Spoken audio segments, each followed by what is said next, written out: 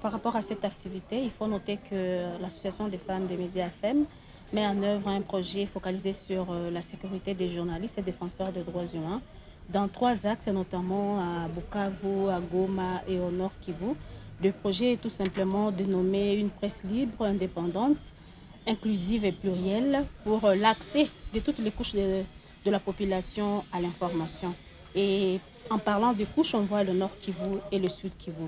Alors, c'est dans le cadre de ce projet que nous avons organisé cette réunion du cadre des concertations qui réunit les responsables des médias, les autorités politico-administratives, afin de discuter sur les défis auxquels font face les journalistes pendant l'exercice de leur métier. Et parmi les difficultés, il y a le non-accès aux sources d'information, il y a des intimidations, il y a des menaces dont ils sont victimes au quotidien.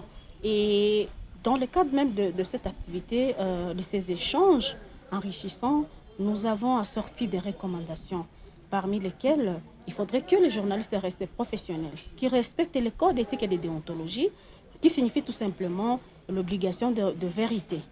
Donc les journalistes doivent donner une information vraie, vérifiée, sourcée. Il y a l'obligation de responsabilité, l'obligation du respect de la dignité humaine, l'obligation de responsabilité.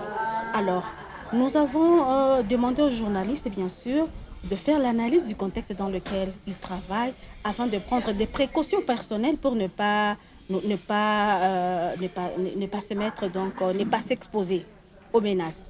À part ça, nous avons recommandé aux autorités de toujours nous accompagner, d'accompagner les initiatives des journalistes. Nous les avons invités à cette réunion très importante. Malheureusement, il y a certaines qui ne se sont pas présentées à cette activité.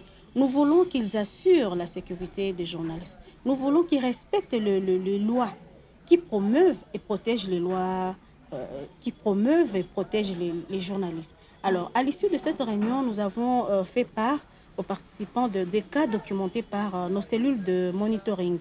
Donc, de mai en août 2024, nous avons documenté 20 cas d'atteinte à la liberté de la presse, dont un cas de meurtre d'un défenseur des droits humains à Bukavu. Donc, c'était vraiment des échanges enrichissants. Nous avons peaufiné des stratégies. Nous avons pris même des engagements à œuvrer pour un environnement sain en faveur de tous les journalistes du Nord Kivu.